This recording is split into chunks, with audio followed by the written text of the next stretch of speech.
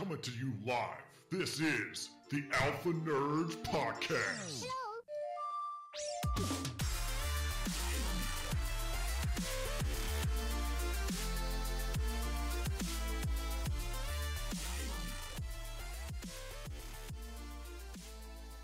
What's going on, everybody? This is the Alpha Nerds Podcast, brought to you live via the intro webs. My name is ABN, and as always, I am with the Twiz, one each. How are you, sir?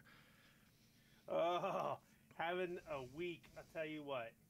So what happened? I heard you had some stuff Okay. go down. Let me know. Okay. See, Chris doesn't know, y'all, because I didn't tell him. I told him I'd wait until the show. So Thursday night, I had literally the night from hell. And it's carried on through today, unfortunately. It's kind of the this is what happens when you get old kind of topic. But okay, I'm gonna start backwards. Okay. And move my way to the beginning of the night because it gets funnier as the night gets younger. Unlike yourself. Truly, right? So towards the end of the night here in Ohio, Thursday morning, I'm not sure which it was. We got blanketed and hit with some rain and some snow. So it was slick and icy out. And I, as you know, but others may not, I deliver food as a second part-time gig. I'm trying to save up to get a new potato that's less of a potato, but still probably a potato. So my last delivery of the night, I get to these apartments. No one shoveled the sidewalks. No one shoveled their steps. No one even, the people who live there aren't even kicking the snow out of the way. They're just crunching the snow down. And if you know anything about snow, the more you just step on it and you don't push it out of the side, it just becomes ice. Right. So I slip on the ice and I almost literally fall down a flight of stairs. Jeez. But I catch myself just in time. But it was just enough to twist my knee, which has already been surgically repaired twice. Right. And to wrench my back, which I have 2 blown discs. And I'll talk about that, but from the Marine Corps and carrying a rock everywhere, now that I've gotten old, my discs are just gone. You young dogs, this is what's coming your way. Welcome to it. I'm right there with you, my friend. Right there with you. So that was the capper of my night. So it ended up I had to come home and I had to pack myself in ice to try to get the swelling down, which is only funny when you know about the second thing that happened to me. On one of my deliveries, I jump out of my truck and I run up to the door with my little bag of food and get to the door and realize, I drop off the food and I go back to get my truck and realize I leaned against the door jamb and locked my truck door with my keys in the ignition and my phone sitting right there. Of course. And it's 20 degrees outside. Phenomenal. Look, there's my hat and there's my coat on the seat. So I get the guy who I delivered food to. I convince him finally that really I'm not some weird stalker or serial killer that's just using this as a trick. Right. Could you please call my wife? Hour and a half later, standing outside in nothing but a t-shirt and jeans in 20-degree weather. Pay attention to your cold weather training. It helps.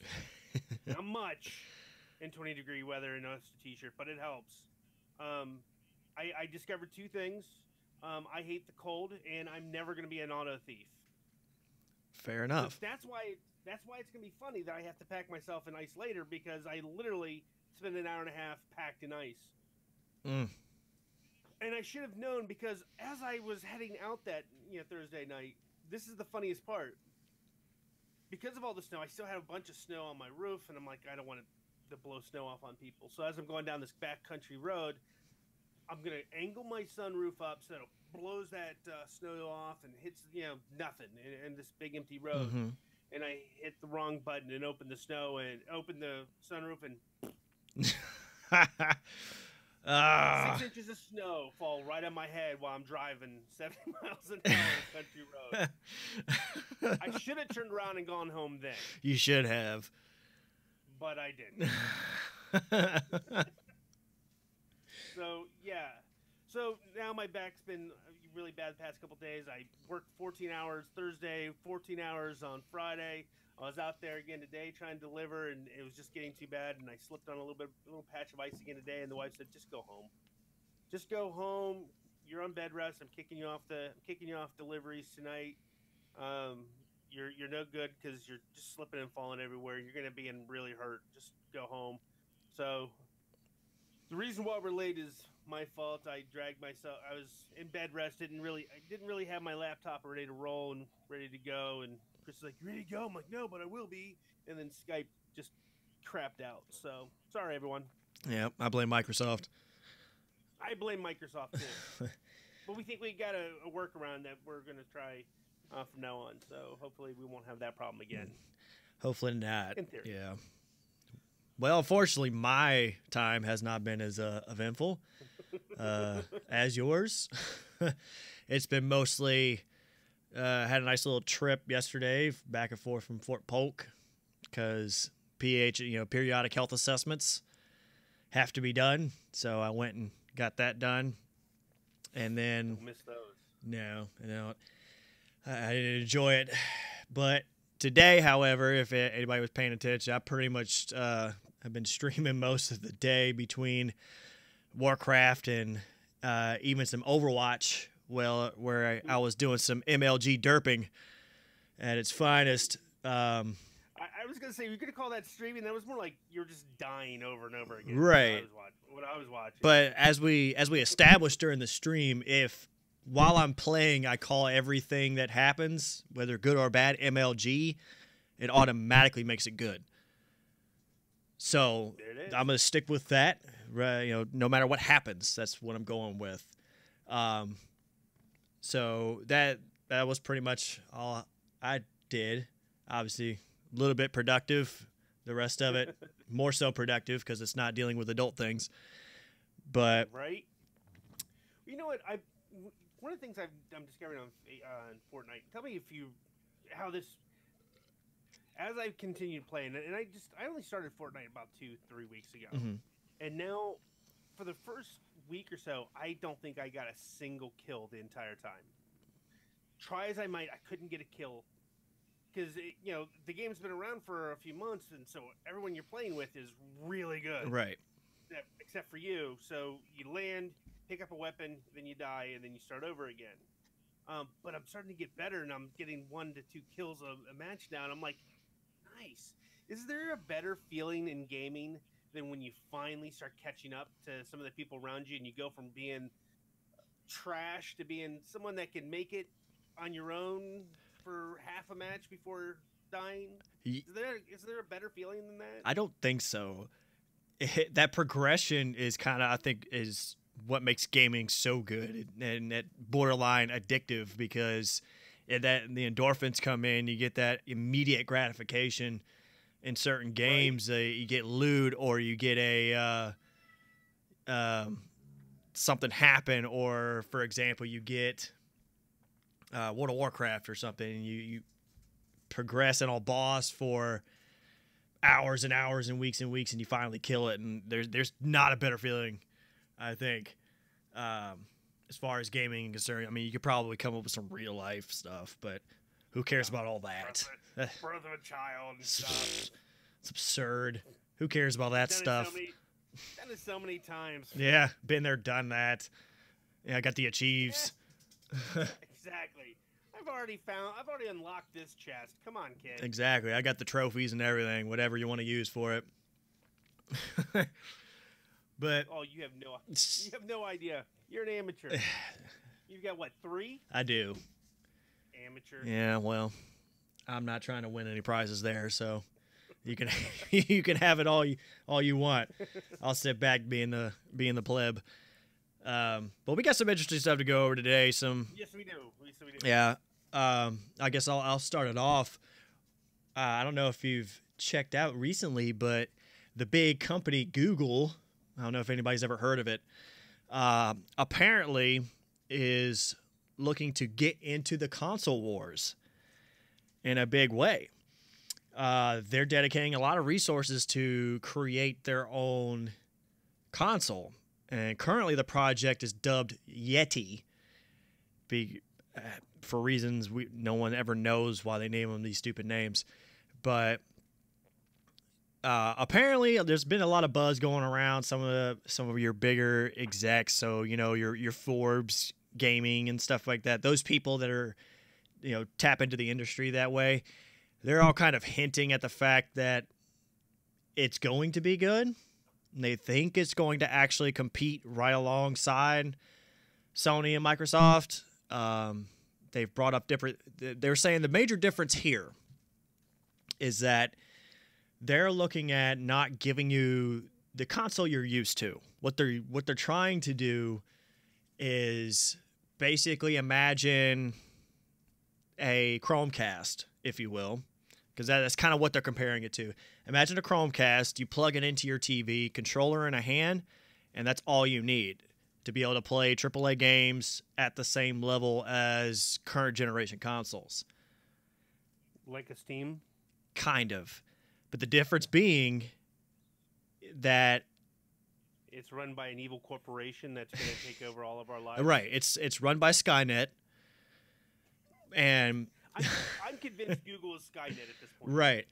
But the biggest difference is that you're going to actually play their game or play a game from their server.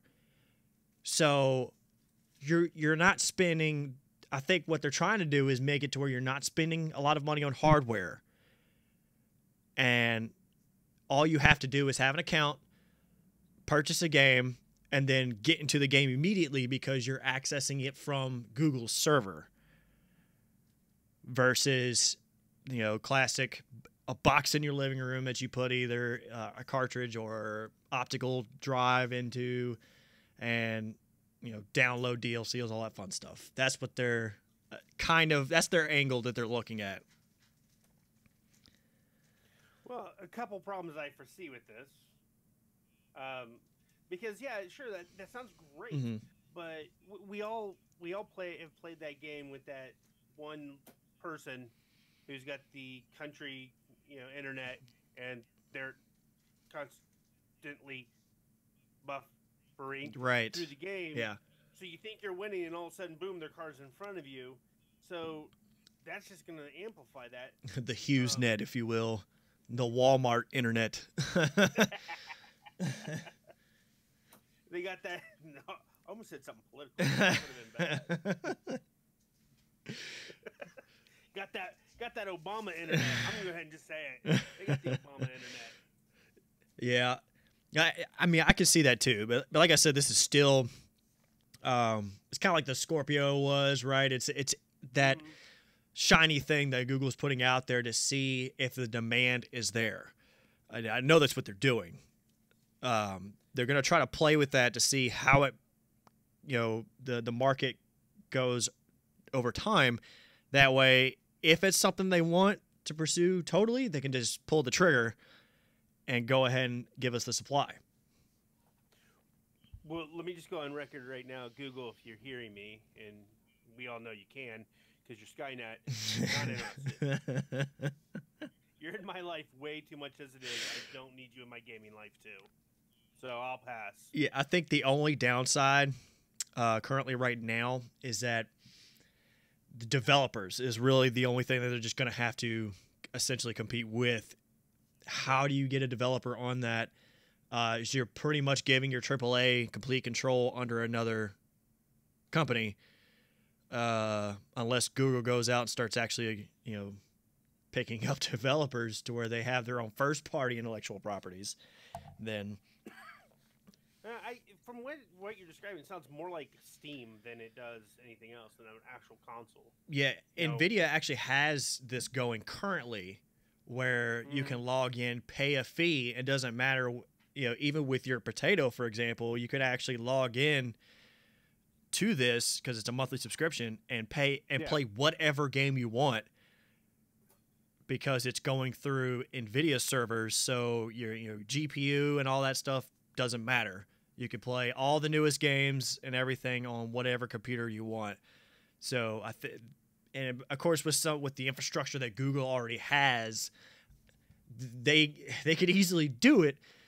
I just think currently the external influencers are gonna be the developers getting behind that, because without them, obviously, you're not going anywhere, because nobody's gonna create anything to give on your platform to begin with. But we'll see. We'll see. It's definitely something to look at. What else we got going on there, Twiz?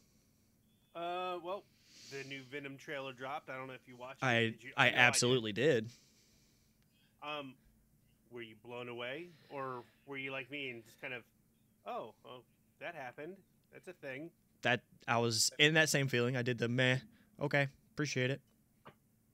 I mean, I have faith in Tom Hardy. I mean, I love Tom Hardy. You know, I can't. It's hard to find a Tom Hardy movie that I don't love. Mm-hmm. So I have absolute faith that he can pull it off, especially since he's gone. He's almost getting to a Ryan Reynolds level of character love for Venom. Right. You know, so if he has that much faith and that much love for the character, then I absolutely have faith that he's going to pull this off, and it's going to be something he'll like. Mm-hmm. That if he's proud of it and he likes it, then it's got to be good. Right. I think, in some way. I agree with that. Like I said, I just went with I did the meh kind of thing, because it really didn't give us anything we actually wanted. It was really just going over like, hey, we made this. This is what it might look like, kind of thing. So I still kind of sit in my corner with, show me how this is going to meld with the MCU. Well, I mean, there were reports that Tom Holland was in San Francisco a couple weeks back, and that he may or may not have been filming at least a cameo for the movie. So who knows? We'll see. Yeah. Like I said, that's always my biggest issue. You're right there. It's hard for me to get past it. Mm-hmm. Because it's been separated for so long, and Marvel had to kind of just go on with all the other stories, excluding a lot of these characters, that finding the perfect way to include them back into the MCU is the only issue I foresee. I've thought about this a lot, and two ways they can do this and make a huge splash and give us all what I like to call a geekgasm. That's where you're sitting at the movie theater and you're watching it and you're like, oh, I know what this means. None of you knows what this means. I know what this means. Right? Yeah. At the end of the second Avengers movie, don't do it in this next one. Just sit back on it. But at the end of that Avengers movie, big flat, post-credit scene, big flash of light, Fantastic Car lands, Reed Richards walks out, or you could just do the thing, steps out. And, and says, it's clobbering time. Yeah. You set up a new Avengers movie, you set up the Fantastic Four, you set up everything. Yeah, that is definitely a series that I really, really want rebooted. I want Fantastic Four to be rebooted. I want it rebooted correctly. And I want it rebooted now. Right. Yeah, I'm obviously impatient, and I needed to come out this summer. Whether or not they've already started, I don't care. They have to bend to my will. I am the consumer. Do it now. That's right. Hopefully they won't screw up.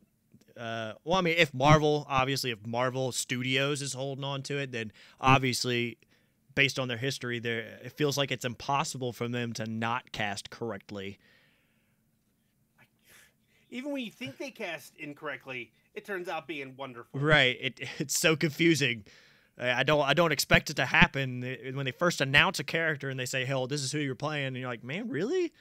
I hate that idea. That's horrible." Yeah, you're like, I don't even like that person. He's a terrible actor. And then the movie comes out, and you're like, man, that was the perfect choice. I couldn't have agreed more. Like, please, sir, may I have some more? Right? That's what I'm saying. Even with Tom Holland, I was like, who's this Tom Holland kid? I've never heard of him before. Right. This is Spider-Man. This is the greatest Spider-Man of all time. Right. This is the best one. He's not Tobey Maguire. I mean, what? And screw Andrew McGarfield or whatever his name was. Yeah, Andrew Garfield. That's it. Yeah. He's good in other things, but keep him away from Spider-Man. Well, this is what I'll say, and I'll leave this to rest with the Spider-Man. Tobey Maguire was great for the time. Yep. When we saw him, it was obviously amazing because we were too busy loving the fact that we finally had superhero movies. Right. We got Andrew Garfield. It was moving up. But once again, we were still like, you know what? He's better than Tobey Maguire, but he could do better. Well, see, and then we got Tom they Holland. took all the. See, when it comes to Garfield, it was like they took all the emo bits of Spider-Man 3 and said, "Do that for 2 movies." Yeah, that's what killed me was 2 and 3. It just the first one obviously good, got it. It always holds a nice place in my heart because of when it came out, how it came out. But 2 and 3, yeah, the Amazing Spider-Man.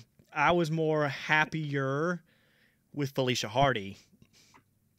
Yeah. Than I was with Spider-Man. That was really like Spider-Man. I just kind of did the nod and said, okay, yep, that's Spider-Man, cool. But I was more, man, that's cool. They got Felicia Hardy in there. You kind of go the when she dies. Is you're saying, okay, thanks, Black Cat. No one, anyone. Can I? What? She's getting her own movie, right? Well, as she should. She's a good. It's a good character. They're doing it. They're doing another movie, just like the Venom thing. It's called Silver and Black. And it'll feature Black Cat and Silver Sable from the Spider-Man comics. True story. True story. Saint it. It's in pre-production now. They don't have anyone cast or anything, but it's in development, and they're going to do a movie that's separate. So right. There you go. Yeah, I was just saying specifically for the Amazing Spider-Man movie set, when they killed her off, that's what I said to my head. Really? We just kill off Black Cat before it even happens? I think that's how we do it now. But right. Oh wait, hold on. Breaking news. Gotta throw out some love to Mike Phillips. Woohoo! Alpha Nerd Love over on the YouTube channel. Indeed. Just saying hi.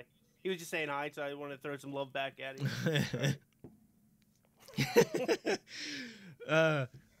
But I'm stoked about Venom either way. Obviously, I'm gonna see it. Whether don't take my word as I'm sitting here absolutely complaining that this is happening. No, it's quite the opposite. I am fangirling all over the place. So I think we'll get our first glimpse of Venom come April. Late April, May. Because that's when comic convention season starts. Mm-hmm. So that's when they'll break it. Maybe C2E2. Probably there's another one. There's another big one right before C2E2 that they always break stuff. But it's gonna be right around there. So I think that's when we'll really see some cool info. We also got a shout out from Sandfighter82. What up? Oh, it's Ronin Boy. What's up, Ronin Boy? I think from the Discord. Yep, dropping in back into gaming. Oh, gaming. Yeah. Nerd. Let's see. Apparently, there's a lot of buzz going on for Microsoft for this coming E3. Now, what they're coming out right now, they're kind of doing the same thing. Xbox has kind of gotten a beat down from Sony for the last couple of E3s. I would say at least they've gotten a pretty significant beat down. But this time they're Babe Ruthing it, and they're essentially calling the play before it even happens and saying that 2018 E3 is going to be the year that they are going to slam us with great games. Ooh. So this is coming from Xbox, and one of the biggest changes that they've had is Matt Booty. Yes, that's his last name, Matt Booty, and it's spelled exactly like Booty.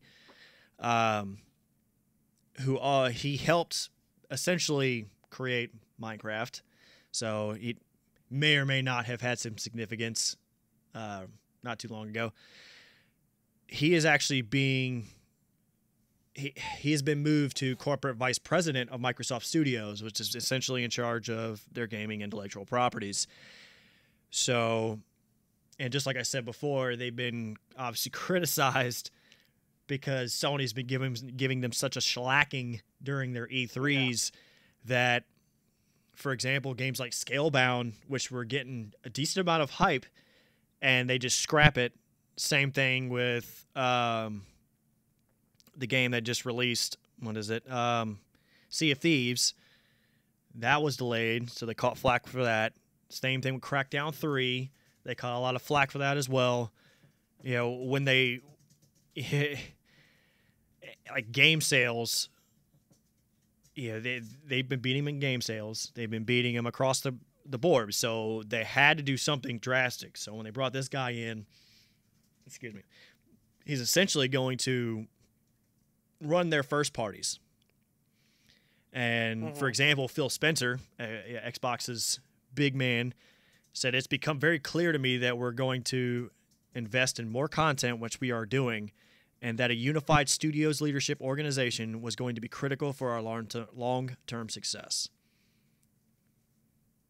So these companies that essentially he's going to be running, if you don't know, are going to be 343, which is running the Halo series currently. You got the Coalition, Mojang, Rare, Turn 10, and Global. So all those are going to essentially be under this man's tutelage, leadership, moving forward. What do you think about that? You think they're calling it too big or what? Yeah, I think they're hyping it way too much. Unless they're busting a Scorpio out, or I think they're hyping it too much. It's gonna. If they had a ton to deliver and they were gonna blow everyone away, why not keep it quiet and blow everyone away? Yeah. They're overhyping it, and when it comes down to it, we're all gonna go, oh, that's a thing that happened. Okay. Yeah, I want to agree with you, but the funny part is I want to disagree with you so we can at least have a decent argument. Right. No, I think they're gonna absolutely deliver, and it's gonna be amazing. We're gonna all be blown away. I can't wait. Yeah, put away your fanboy. No, but it's funny because I agree with you, because you don't, unless you have something to show, then you don't really talk like that. I mean, you talk like that it's more or less when you're in trouble, right? Yeah. Like the Sergeant Major caught you doing something, or caught one of your soldiers doing something, right? Or a service member, or your Marines, or whoever you're dealing with, and they say like, hey, you did this, and the other. You immediately go, well, this is what I'm going to do to fix it. That's almost like that's what's going on with Microsoft. Yep. That everybody called them out on what is going on, and they said, well, yeah, but this is our way moving forward. Like, that's great. But unless you come out with, unless you come hard in the paint on E3, Microsoft might, they're not going to be hurting, right? I'm not going to say they're going to be hurting, because that would be ridiculous. Oh, no. It's just in the competitive scene of things, with Sony being so far ahead as far as hardware sales, and then the Nintendo Switch gaining so much steam over the past year, it doesn't spell doom, but it spells hurt, essentially, for Microsoft, unless they deliver. And we used to have a saying in the Corps, at least in my unit did, don't talk about it, be about it. Exactly. Just get out there and do it.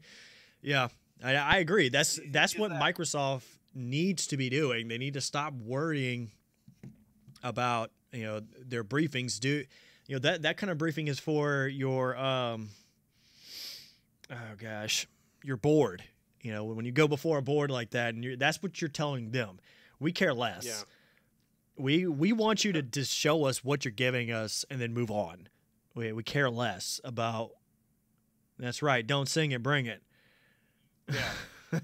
Well, and Connor Prescott said Microsoft needs to have all that plus something that is unannounced to compete with some of this year. God of War and Spider-Man alone will probably overshadow Microsoft, and we've known about those. It's a good point. I mean, they need to do all of that and then bring bring a secret weapon that we don't know about. Bring that Halo. Yep. Ronin Boy kind of still on the same lines. That's always been Microsoft's problem from the beginning. Huge words, lousy payoff. Not since Windows XP have we seen any kind of real action. Yep. I have to give you that. There was that Bruce Lee game. That was pretty cool. Yeah. I mean, Microsoft really, and I feel bad. Like I said, I love all three. Yeah. I just like them to compete. I don't like when companies do really stupid things, and a lot of times the really stupid things happen when they try to act specifically like a business and not so much about the consumer. Because when you're about the consumer knows it.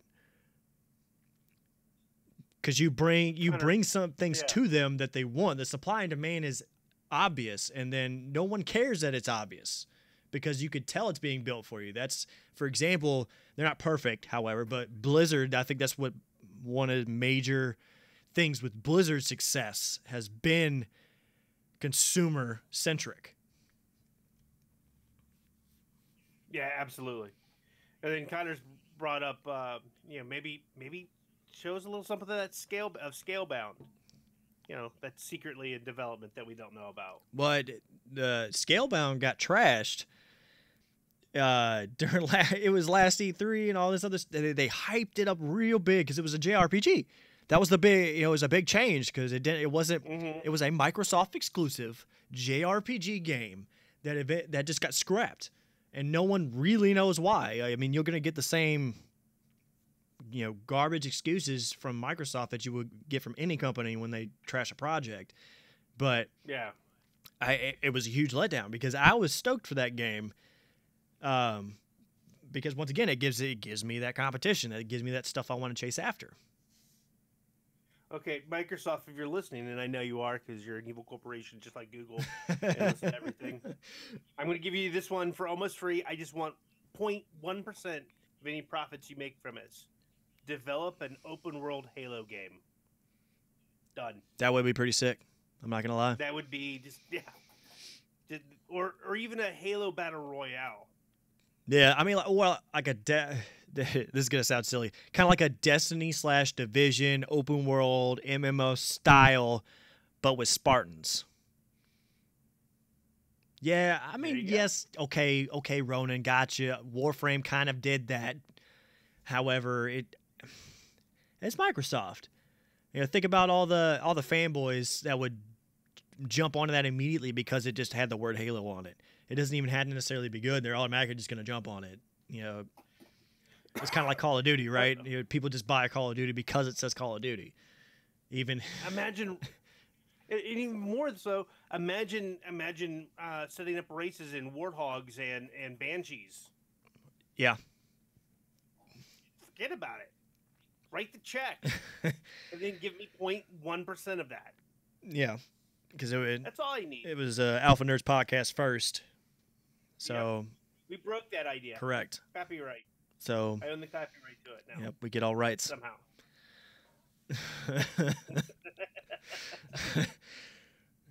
All right. So what else we got going on, Twiz? Well, this happened yesterday. Mm-hmm. Apparently, and this is. I'm going to break the hearts of our female listeners and viewers. Chris Hemsworth has confirmed that he's through playing the God of Thunder. Under one condition, though. He might come back and do one more. I mean, he's done... remember, he's done 3 solos. Mm-hmm. He's done, at the end of it all, he'll have done 4 Avengers. That's 7 movies. Throw in the cameo in Doctor Strange. Yep. So he said he would consider coming back. If I'm going to slaughter this name, always do. Taika Waititi.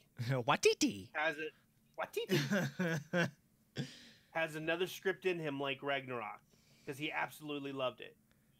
So if Waititi can pull something out, then he's down. He'll do another one. But otherwise, he's done with playing Thor, which is sad to me because that means they might try to go the route that they're going in the comics right now, which is just kind of terrible. Unless they do Beta Ray Bill. Yeah. They do Beta Ray Bill, I'd be down.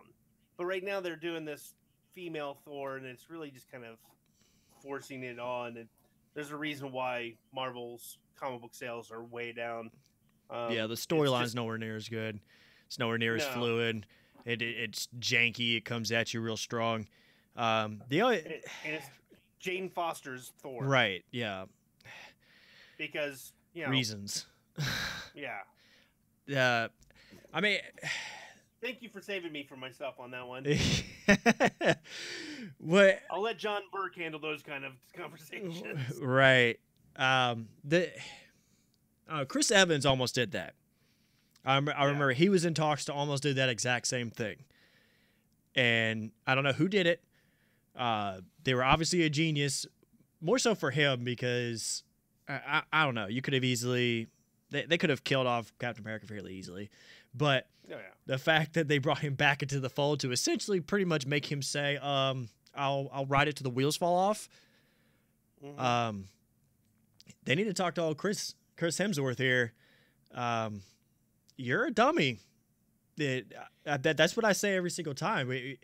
If you're in a role like this, if you didn't think you weren't going to be there for a long haul, they should have never gotten into it to begin with. Well, I mean, if you think about it, though, they've been around for a long time now. It's been how long since let me Google it, but the first Iron Man movie came out a long time ago. That was 2007? 2007, 2008? 10 years. Yeah, that was the I'm first Googling one. it now, but yeah, so these movies have been going strong. And it's sad because I think Thor with the 2008, by the way, Thor just hit its stride, I think, with Ragnarok. Absolutely. The first one was kind of like, okay, that's a fine introduction. Maybe in the second one he'll wear his helmet. The second one was like, okay, so maybe in the third one he'll wear his helmet, and that was a movie that happened. That was kind of cool, I guess. Yeah, Dark World's story didn't feel very strong. Like it was obviously it was a good movie. The story just wasn't as strong. Because the beginning it set the tone, so it was a required movie essentially. And Chris Eccleston, I think, was completely wasted in that movie. Mm-hmm. I mean, most people even forget he was in that movie. He's so wasted. I mean, it's such a fantastic character, and he's such a fantastic actor that I'm just sad that we didn't get more of him. Right. Absolutely. They do. That's why I say, like, obviously Marvel comic movies are not perfect by any stretch of the imagination. Oh gosh, no. Most of us are just happy because we have them, really. And then after that, and then we'll talk trash. But we set the tone with they deserve to exist, no matter what. And Sandfire kind of brought up the point. Need to go back to the X-Men, but a standalone Gambit. Believe it or not, there is actually a standalone Gambit that's been going back and forth. Oh, that's dead. That's so dead in the water. I think that's been dead for a couple years now. The one with what's his name? Magic Mike. Yeah, I'm a Tatum Tanning. Yeah, Channing Tatum. Channing Tatum. Tanning Chatham.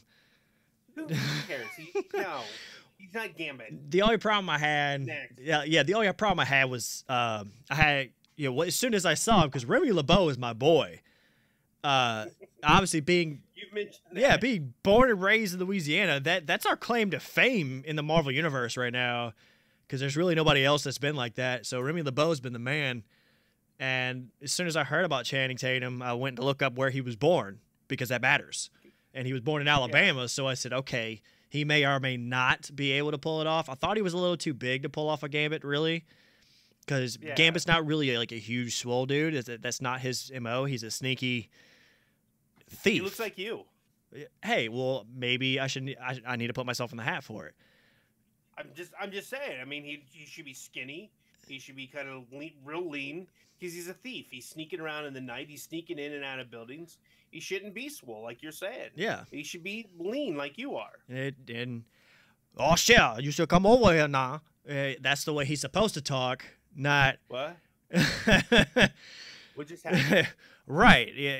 Yeah, he's supposed to speak with that French accent now. Yeah, because he likes to go to Cafe Du Monde and get him a coffee. I think I need a grown up. Show me on this doll where my accent touched you. But that's what it's supposed to be. And then that's going to be a hard part for them, I think, specifically for a Gambit movie, because they got kind of close with the Wolverine movie. I thought they got kind of close. We no. I like Taylor Kitsch. He was fine in that, I guess. But I don't like to even talk about that movie. That movie was just. The only two things that come out of that movie that were even halfway decent was Sabretooth finally looked like the way I thought Sabretooth should look. Correct. And the Blob. Yeah, of course. I was so I was stoked. I was stoked to see the Blob because, like, yes, because the Blob's a pretty serious character. Yeah, he is.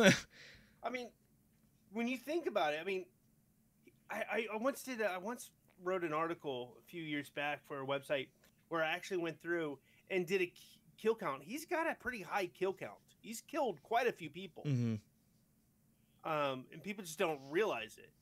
Yeah, his power is actually really strong. Right? It's kind of like what I mean. You can't really compare it, but you say Squirrel Girl and stuff like that. Because Squirrel Girl is the most powerful and all this other stuff. Normally you have to already be in the realm to know who's got the got the authority on winning. He's absolutely. My dog's about to make a cameo in the podcast here in a second. But he cannot be moved. Once he plants his feet, you're unable to move him. That's one of his powers. Correct. And his skin is unbreakable. It has nothing to do with him being fat. He just happens to be fat. You just add the fact that he's fat. Exactly. Correct, Ronin boy. That was not Deadpool. That was Baraka from Mortal Kombat after falling through the portal on stage 4. That is absolutely correct. They just happened to call him the wrong name in the movie, so I appreciate you clearing that up for everyone. Yeah, we definitely don't talk about that because that was a thing that. You know what's really funny is back in the day in MK2, Baraka was my dude. Baraka was my player. I loved using Baraka. I'm probably like Liu Kang, and because I mean you opened up the fight with the bicycle kick, and then Baraka was perfect for that because every time they would open up that bicycle kick, as soon as you heard that, hit the blades, right, just fly right into your blades, and then you're off to the races. Because everyone starts with the bicycle kick when they use Liu Kang. Correct, absolutely. So you hit him with the scissors, the arm scissors, and then they realize I better not do that again because he can bust out those arm scissors on me. Yep. And then it becomes a matter of I'm going to throw my little dragon fire at him. Yep. It's back and forth with that because then you just do then you hit him with this. You do the blade from a distance. Yep. You do that thing and it's a constant back and forth. I get on Mortal Kombat too. Finish him. Yep. It's segueing to some more gaming news. Toasty. Exactly. Sorry, I forgot to. I've brought this up before, but it's still being kind of tossed around because there's been small leaks here and there. I won't really go over the leaks because they don't really make a whole lot. They're not. There's not a whole lot of information yet. It's still just kind of poking around. But if you're a Pocket Monster fan, aka Pokemon. The hints are that this Pokemon RPG release will probably be 2018 or early 2019. So the rumor is December-ish to the beginning of 2019. Now, I'm pretty sure everybody would ask, well, why would you bring up Pokemon? Yeah, why would you bring up Pokemon? Why would you bring up Pokemon? Maybe because it sells... absolutely retarded amounts of sales happen with this intellectual property. So that's why it matters. And because it's been on handheld, right? And I've mentioned this before. Mm-hmm. The 3DS has owned its market. Absolutely. There is no contention. The PS Vita, the PSP will never, ever be close. Sony is pretty much have completely given up that market to Nintendo. But it's just like saying when you're selling, 20-something million copies of a 3DS game, you got to remember 3DS runs at like 480 resolution. Right? Yeah, this game is still at the lower end, yet it moves hardware like crazy. It's out of control. I mean, that's why something like this, a full-fledged Pokemon game on the Nintendo Switch, is something that no matter if you're a Pokemon fan or not, if you're just interested in the gaming industry at all, you should be paying attention, because when this drops, if it's like what I think is going to happen, it's going to absolutely destroy sales for the Nintendo Switch. It'll bring it to a whole new level. Absolutely. I mean, it won't be. I probably will end up buying it at least twice. I have grandkids, and now they've discovered Pokemon, and so yeah, I'll have to end up getting that. You have little people, so you'll have to get it for them. Right. I mean, we're still working on getting them a Switch, because when Daddy has a console, my console belongs to no one else but Daddy. Daddy worked to pay for that console, so he gonna keep it. I might buy them one and maybe that, but and another reason it's such a big deal is because you have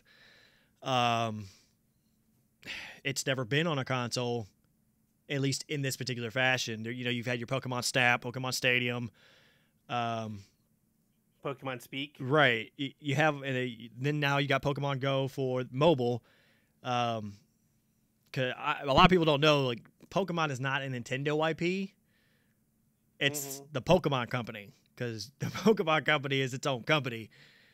And they just give it all to Nintendo because they're the ones that gave them the opportunity. Because otherwise it wasn't, absolutely no one wanted to touch it. Yeah. And Nintendo Miyamoto, I think it was actually Miyamoto himself, brought it to the Nintendo execs at the time, and that caused what we know today. So that's why I would pay attention to that. I would keep an eye on E3. If I was to give my recommendations to this, or my kind of thought process along with this, it's already been formally announced, and they've hinted at it in more than one way. Even the Pokemon Company themselves came out and talked about it. Game Freak, who's the company that always designs Pokemon games, has all come out and confirmed every single bit of it. At first, it was rumored to be Pokemon Stars. Sam Fighter asked me what the name of the game was going to be. It was actually going to be Pokemon Stars because people were thinking it was going to be the third version of Sun and Moon. So that was the rumor at first. But because it's taken so long and they've done Ultra Sun and Ultra Moon, I think they're leaving that behind.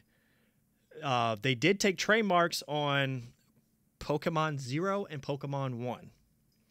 Obviously, I don't believe that's going to be the actual trademarks that they're going to go with, but I know what it's going to be called. What's that?